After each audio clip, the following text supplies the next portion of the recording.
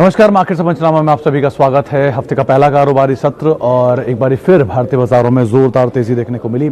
Specially आज जो buying रही वो रही mid cap small cap space के अंदर, छोटे छोटे पॉकेट्स जहां पर एक अच्छी बाइंग देखने को मिली और लगातार मार्केट का जो मूव है निफ्टी को 13,100 के ऊपर बंद करके गया, यानी कि रिकॉर्ड लेवल्स पे मार्केट्स की आज क्लोजिंग देखने को मिली। ना केवल निफ्टी, सेंसेक्स में शुरुआती फ्यू बाइंग यानी हल्की बाइंग के बाद एक अच्छी तेजी देखने को मिली और दिन के ऊपरी स्तरों के करीब ही मार्केट्स बंद हुए।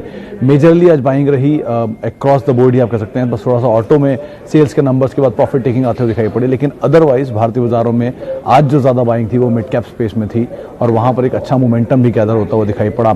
साथ ही साथ सेलेक्टिव पॉकेट्स जो कि पहले पार्टिसिपेट कर रहे थे वहाँ पर भी आज बाइंग थी। मिसाल तौर पर सीमेंट जो कि एक लगातार और परफॉर्मेंस दिखा रहा है और वहाँ पर भी आज के सत्र में बाइंग आते हुए दिखाई पड़ी। सेकेंड हाफ में आज बाइंग रही आईटी स्पेस के अंदर, कुछ सेलेक्टिव बाइंग वहाँ पर भी कैरी फॉरवर्ड होते हुए दिखाई पड़ी और ओवरऑल अलग अलग छोटे छोटे सेक्टर या ग्रुप्स जहाँ पर बाइंग हुई। अदानी ग्रुप जो कि और परफॉर्मर है लगातार, किर्लोस्कर ग्रुप जहाँ पर आज बाइंग देखने को मिली। तो ऐसे कई पॉकेट्स और सेक्टर्स हैं जहाँ पर खरीदारी देखने को मिली। चलिए आज शुरुआत करते हैं सवाल जवाब के सिलसिले की और पहला सवाल, HDFC लाइफ और बजाज फाइनेंस लॉन्ग टर्म दोनों ही बढ़िया हैं। हेमंत साहब थोड़ा महंगी साइड पर ज़रूर जा चुके हैं चलने के बाद, लेकिन अगर नीचे मिले तो ज़्यादा अच्छा ऑप्शन रहेगा। यानी कि अगर आपको लोअर लेवल पे एक्यूमुलेट करें वो अच्छा है, SIP फॉर्म में आप खरीदारी करें वो ज़्यादा बेहतर विकल्प रहेगा। आउटराइटली इसमें सीधे ना कूदें क्योंकि अब बाजार में हायर लेवल्स पे शेयर ऑलरेडी पहुंच चुके हैं। अच्छा, इसके अलावा फाइजर में शॉर्ट टर्म व्यू। सोनी साहब शॉर्ट टर्म पहले तो मैं मार्केट ट्रैक नहीं करता, दूसरी चीज़ आप गलत स्टॉक को चुन रहे हैं शॉर्ट टर्म के लिए। तो लिक्विडिटी वाइज तो थोड़ा ढीला लिक्विडिटी रहती है, कम वॉल्यूम उसमें होता है, तो इसलिए आप शॉर्ट टर्म में तो उसमें एंटर ना ही करें, ज़्यादा बेटर है। दूसरा, आप लॉन्ग टर्म के लिहाज से स्टॉक को देखें, शॉर्ट टर्म के लिए आप दूसरे विकल्पों को तलाश सकते हैं। जैसे कि आप IT को देख सकते हैं, स्पेशली TCS हो सकता है थोड़ी तेज़ी यहाँ पर देखने को मिले। स्पाइसजेट को देख सकते हैं, मोमेंटम बेस्ड स्टॉक है, हो सकता है वहाँ पर भी मूव आता हुआ दिखाई पड़े, लेकिन आप इस स्टॉक में गलत एंटर कर रहे हैं शॉर्ट टर्म के लिहाज से। आगे सन फार्मा बाय 30 शेयर 520 होल्ड करिए सर फिलहाल तो, क्योंकि बहुत समय बाद दोबारा इसके अंदर मोमेंटम आया है, वो शायद मोमेंटम इसको और तेज़ी दिखाए, तो आप एटलीस्ट होल्ड कर सकते हैं नियर टर्म के लिए। तो HUL कब चलेगा? 2625। अरविंद साहब ये ऐसा कोई स्टॉक नहीं जो 1-2 दिन 4-5 दिन में आपको रिटर्न बना के दे देगा। ये एक क्वालिटी स्टॉक है, क्वालिटी वैल्यू है इसके अंदर। टाइम दीजिए आपको वो टाइम के हिसाब से रिवॉर्ड आएगा। ये एक बहुत लंबे अंतराल का कंसोलिडेशन एक बार दिखा भी चुका है। अगर आप पुरानी हिस्ट्री देखेंगे 10 साल तक इसने कंसोलिडेशन दिखाया था, तो उतने लंबे कंसोलिडेशन जैसे कि आप इसमें एक्यूमुलेट करिए वो ज़्यादा अच्छा ऑप्शन रहेगा। इस दाम पर आपको शेयर मिल रहा है, हो सकता है दोबारा एक बड़ा मूव आए, तो आप इस तरह की सिचुएशंस के हिसाब से फैसला ले सकते हैं। L&T इन्फोटेक IPO प्राइस आप होल्ड करिए सर। सौरभ जी, इससे अच्छा क्या विकल्प है आपके सामने? अच्छा है। इनफैक्ट आप बर्गर किंग में भी देख सकते हैं। अगर आप IPO में ही पैसा डालते हैं तो आप बर्गर किंग के IPO को देखिए, एक अच्छा ऑप्शन है, एक अच्छा विकल्प है और बढ़िया प्रीमियम है मार्केट में। ऐसी भी खबरें हैं कि शायद 150-200 रुपये तक भी जाए, तो आप इसमें अगर डालना चाहते हो तो पैसा डाल सकते हैं। इसके अलावा मदरसन सुमी 153 रुपये का आज भाव देखा था लास्ट मैंने। संदेश साहब, अब आपकी खरीदारी किस भाव पे कहना मुश्किल है। आज तो मूव इसलिए था कि इसकी एक एनालिस्ट कॉल होके गई थी, जहां के बाद मैनेजमेंट भी टिप्पणी करते हुए दिखाई पड़े और साथ साथ ब्रोकर हाउसेस की तरफ से भी अपग्रेड्स आए थे। तो फिलहाल तो इसमें इसलिए मूव था। आप अदरवाइज होल्ड करें, लेकिन मीडियम टर्म ही रखिएगा। लॉन्ग टर्म के लिए थोड़ा रिस्की बेट हो सकता है कि डेट का कंसर्न अभी है इनके सामने, वो जैसे से ईज आउट होगा तो सिचुएशन कुछ और हो सकती है, लेकिन हाँ नियर टर्म में एटलीस्ट डेट एक थोड़ा सा प्रेशर इस कंपनी के लिए ज़रूर है। इंडिगो पेंट IPO, साजिद साहब ये मैंने ट्रैक नहीं करता तो मैं इसके लिए माफ़ी चाहूँगा। इस कंपनी के बारे में मैंने बहुत डिटेल पढ़ी नहीं कभी, तो इसके बारे में कहना मुश्किल है, मैं इसके लिए माफ़ी चाहूँगा। लेकिन हाँ दोबारा मैं ज़रूर इसके ऊपर जानकारी लेके आपसे संपर्क करूँगा। Which stock can create a wealth from now like Wipro and Infosys created in past 20 to 30 years? Nilesh साहब, आप हिस्ट्री उठा के देखिए। अगर इन्फोसिस और विप्रो को तो छोड़ दीजिए, एक्सेप्शनल गेन था वो तो। हाँ, इन्फोसिस जैसी तेज़ी TCS ने दिखाई है पिछले, आप इन्फोसिस को 93 से कंपेयर करेंगे अब तक तो करीब 23, 24, 25 साल के आसपास हो चुका है, लेकिन 32-36 के आसपास साल हो चुके हैं। TCS के केस में यही अभी 16 साल हुआ है, 17 साल हुआ है, तो वो आप 10 साल और ऐड करेंगे तो उसका भी रिटर्न कुछ इस तरह नहीं आता हुआ दिखाई पड़ेगा। दूसरा, आप और HDFC ग्रुप को देख सकते हैं, HDFC बैंक को देखिए, उसने भी इसी तरह का एक रिटर्न क्रिएट करके दिया है। तो टॉप 5 कंपनीज जितनी भी हैं उन सबने रिटर्न किया और टॉप 5 में छठा नाम जो भी छूट रहा है वो है HUL, जब तक वैसा रिटर्न नहीं क्रिएट कर पाया, तो शायद वो हो सकता है। बाकी अब पोटेंशियल की बात भी है और मतलब कोई स्पेसिफिक स्टॉक तो कोई नहीं बता सकता कि कौन ऐसा स्टॉक बन जाएगा आगे चल के, लेकिन हाँ अच्छी कंपनी में रही है, उनमें प्रोबेबिलिटी ज़्यादा है ऐसे रिटर्न कमा के देने की किसी छोटी या ख़राब कंपनी के कंपैरिजन में। आप HUL में एटलीस्ट अगले 10 साल के लिए निश्चिंत रह सकते हैं, यस बैंक में शायद नहीं रह सकते हैं। तो इस तरह के विकल्प को आप देखिए कि जिसमें निश्चिंत रहें, जिसमें एटलीस्ट प्रोबेबिलिटी हो कि शायद ऐसा पैसा बना के दे सकता है, लेकिन दूसरे में प्रोबेबिलिटी नहीं है। तो ग्रोथ जहाँ आ रही है उन कंपनियों के साथ रहिए, कैश रिच हो, डेट फ्री हो, और वो ज़्यादा बेहतर विकल्प रहेंगे। आगे बढ़ते हैं। 5 dividend paying share as per my knowledge. Sushant साहब देखिए, वैसे तो कोई भी PSU कंपनी उठा लीजिए, सबसे पहले NMDC, नाल्को, कोल इंडिया, ये 3, IOC, ONGC, ये 5 नाम हैं जो कि बहुत अच्छा डिविडेंड पे करते हैं, इनके डिविडेंड पे ऑफ भी अच्छे हैं। लेकिन अगर कभी आपको कोई मौका मिले तो आप 2 स्टॉक पर नज़र रखिएगा। एक है ओरेकल फाइनेंशियल, जो अगर आपको कभी 1700-1800 की रेंज में मिले तो आप उसमें एंटर कर जाइएगा। 180 रुपये डिविडेंड हर साल देती है वो, तो मोर और लेस आपको 10% की यील्ड बन जाएगी। और दूसरा है VST इंडस्ट्री। पिछले 20 साल का आंकड़े मैंने पढ़े हैं, उस आंकड़ों में वो कभी डेट नहीं आया उस कंपनी के ऊपर, कैश रिच रही है, और 1700-1800 रिसेंट दाम में वो नीचे मिला था। अगर वहाँ मिल जाता तो 100 रुपये डिविडेंड मिल जाता उससे। तो इस कंपनी में ग्रोथ भी कंटिन्यूस है और डिविडेंड भी है। तो ये 2 कंपनियों को आप देख सकते हैं। इनके अलावा अगर आप PSU में नहीं जाना चाहते हैं तो ये 2 ऑप्शन है जो नीचे मिले, तो आप वहाँ पे एंटर कर सकते हैं। Care rating, Tata chemical. Shashank साहब दोनों कंपनियां अच्छी हैं। केयर रेटिंग के केस में एक चीज़ ज़रूर है कि अंडर परफॉर्मेंस रही है बाकी उन सभी कंपनी से कंपैरिजन में जो कि इसके पीयर्स में है, तो स्पेशली वो जिनकी इक्विटी फ्लोट भी कम है, तो इसका सबसे कम परफॉर्मेंस है, तो शायद ये चल सकता है। और टाटा केमिकल वैसे भी चल ही रहा है, अच्छी परफॉर्मेंस दिखाई रहा है, तो आप एटलीस्ट नियर टर्म या मीडियम टर्म तो दोनों वो होल्ड कर सकते हैं। 40-45% तक के टारगेट्स ऊपर के मिले तो आप निकल जाएं इनमें से।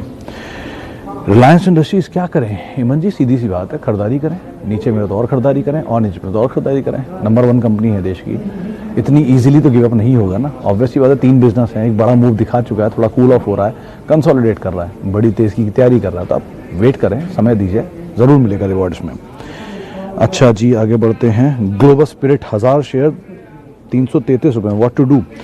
देखिए दोषी साहब, कंपनी बुरी नहीं है ग्लोबल स्पिरिट, लेकिन कारोबार इसका लिमिटेड है। ये कंपनी राजस्थान में मेजरली काम करती है, घूमर के नाम से इनके ब्रांड है, और देसी दारू से आप समझते हैं, लोकल लिकर जो होती है, उसमें ये कंपनी कामकाज करती है।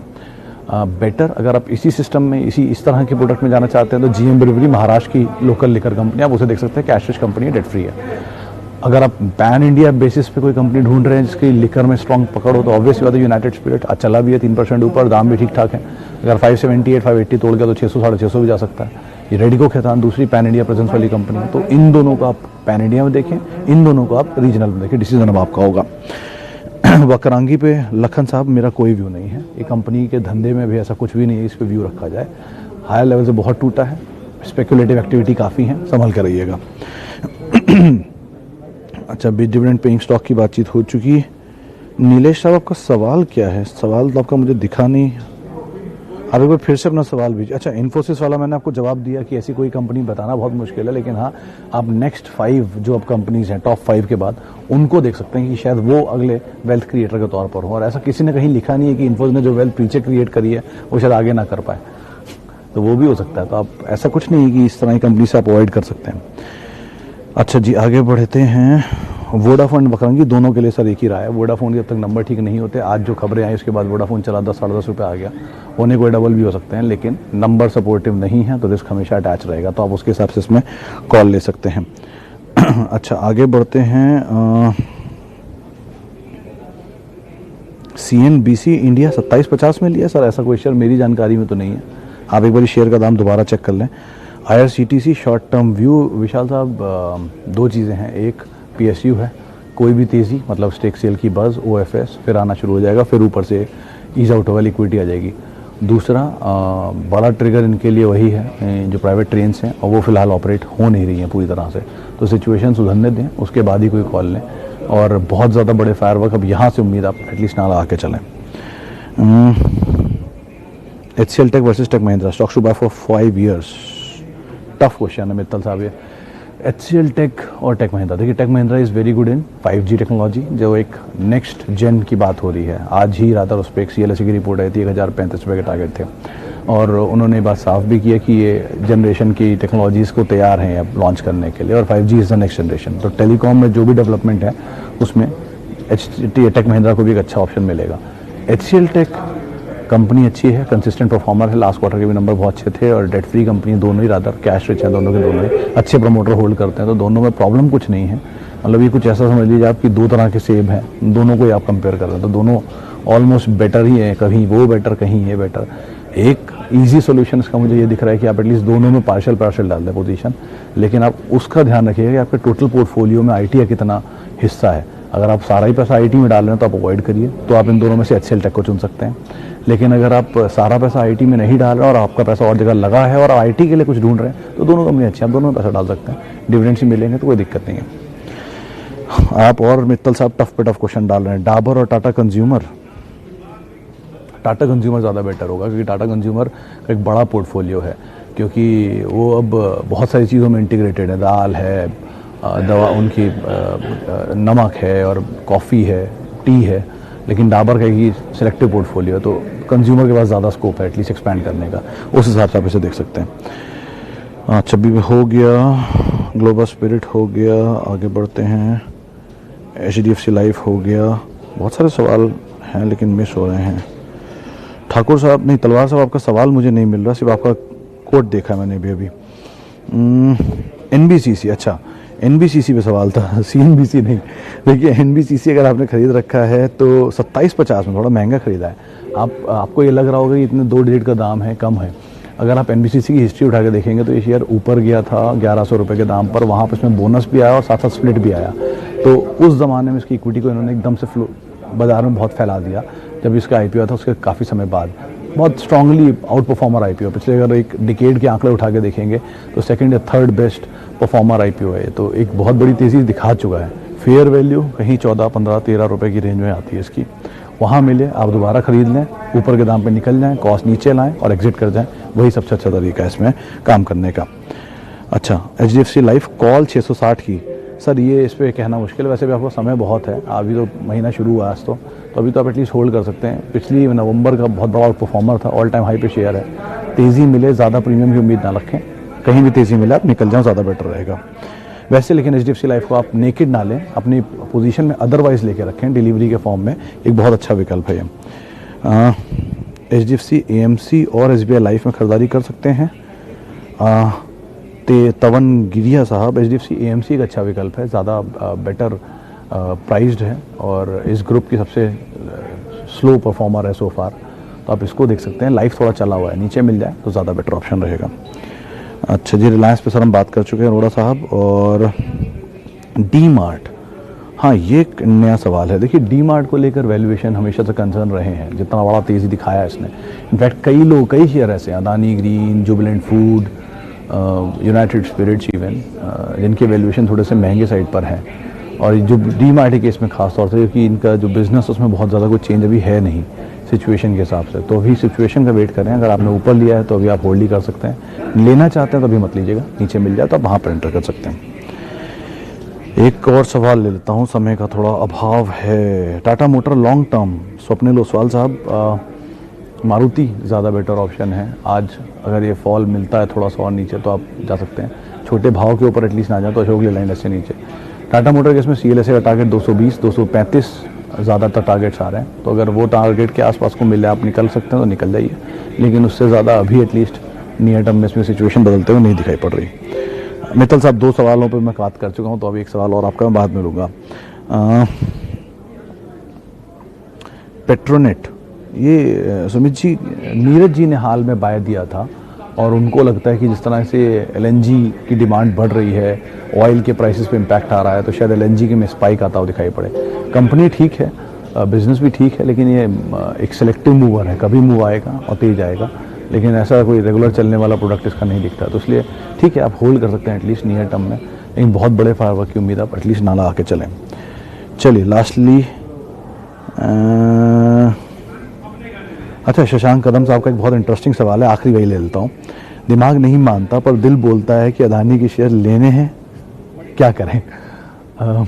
कदम साहब, जिस दिन आपका ये आप ले लेंगे उस दिन से दिमाग भी बोलना बंद कर देगा और दिल भी। देखिए बहुत सीधी सी बात है, अदानी कि स्टॉक में लगातार तेज़ी है, सारे शेयरों में, ग्रीन, गैस, सब में, और ये लगातार चले जा रहे हैं, कोई भी पैरामीटर नहीं फॉलो कर रहे हैं, ना वैल्यूएशन का, ना मूव का, ना खबरों का, बस चल रहा है। प्रमोटर प्लेज है, डेट है, सब कुछ लेकिन चल रहा है। अब वन फाइन डे सिचुएशन पलटेगी, अब वो किस दिन पलटेगी नहीं पता, लेकिन पलट सकती है। तो बेटर यही है, आप उस तरफ क्यों जा रहे हैं जहाँ पे कुछ भी ब्लास्ट हो सकता है। बहुत सारे बाजार में शेयर हैं, 6,000 7,000 शेयर लिस्टेड हैं, बहुत अच्छी अच्छी कंपनियाँ अभी भी सही दाम पर हैं, आप उनको देख सकते हैं, उनमें पैसा बना सकते हैं। अगर होगा, आपको मिलना ही होगा तो मिलेगा, नहीं मिलना होगा तो दानी में भी नहीं मिलेगा। तो आप रिस्क मत लें, अच्छी कंपनी में जाओ, ज़्यादा बेटर ऑप्शन रहेगा। चलिए फिलहाल अब इतने ही सवालों को शामिल करेंगे, समय का अभाव है, माफ़ी उन सबसे जिनसे हमने बातचीत नहीं की, और उन सबका बहुत बहुत शुक्रिया जिन्होंने हमसे सवाल पूछे। आप मेरे साथ जुड़ सकते हैं @सुमित रिसर्च, ये मेरा ट्विटर हैंडल है। नमस्कार।